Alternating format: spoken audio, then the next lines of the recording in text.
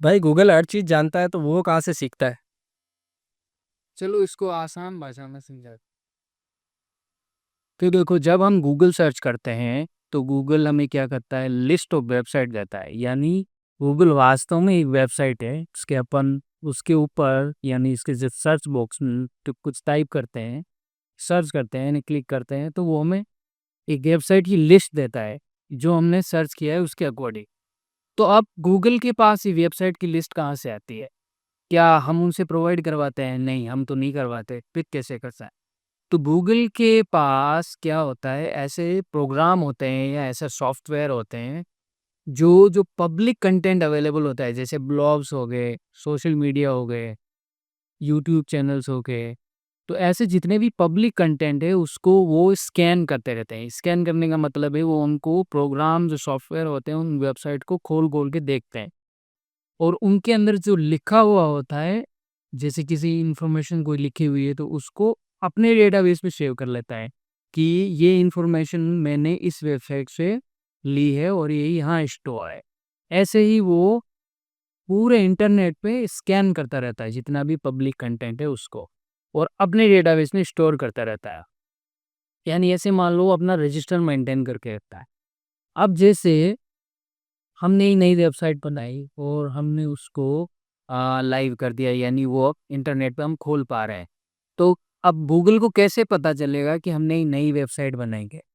तो उसका सबसे आसान तरीका है, उस वेबसाइट के बारे में हम कोई ब्लॉग लिख दें या सोशल मीडिया पे कोई पोस्ट शेयर करें। उससे क्या होगा, जब गूगल के प्रोग्राम या जिसको टेक्निकल भाषा में गूगल क्रॉलर बोलता है, वो इंटरनेट स्कैन करेगा या सोशल मीडिया स्कैन करेगा, तो वो वेबसाइट का लिंक, हमारी वेबसाइट का लिंक उसको मिलेगा।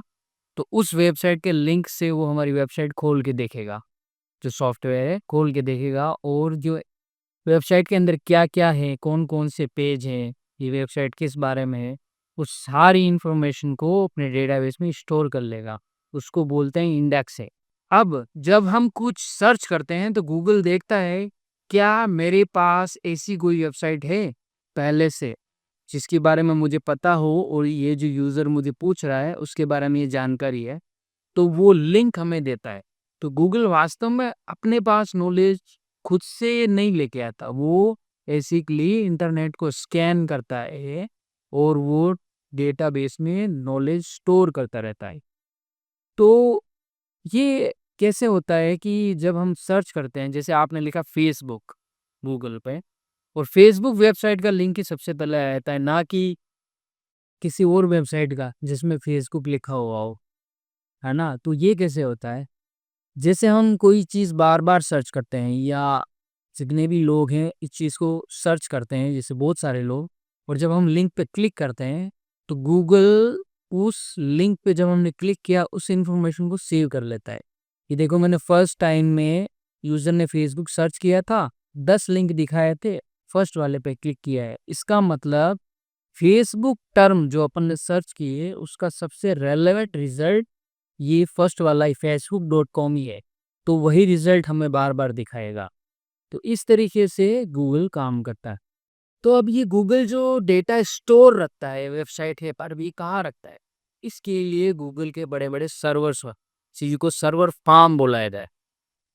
सर्वर फार्म मतलब होता है सर्वर के, जैसे फार्म का नॉर्मल मतलब होता है खेत, यानी जहाँ बहुत सारी जगह होती।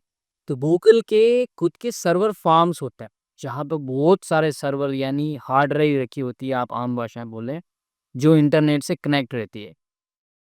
तो वो सर्वर फार्म होते हैं, वहाँ पे ये डेटा स्टोर रहता है। तो गूगल के बहुत बड़े-बड़े सर्वर फार्म हैं, और कुछ जो डेटा सेंटर हैं, यानी डेटा सेंटर के अंदर बहुत सारे सर्वर होते हैं, इनकी हार्ड डिस्क होती है जहाँ पे डेटा स्टोर रहता है।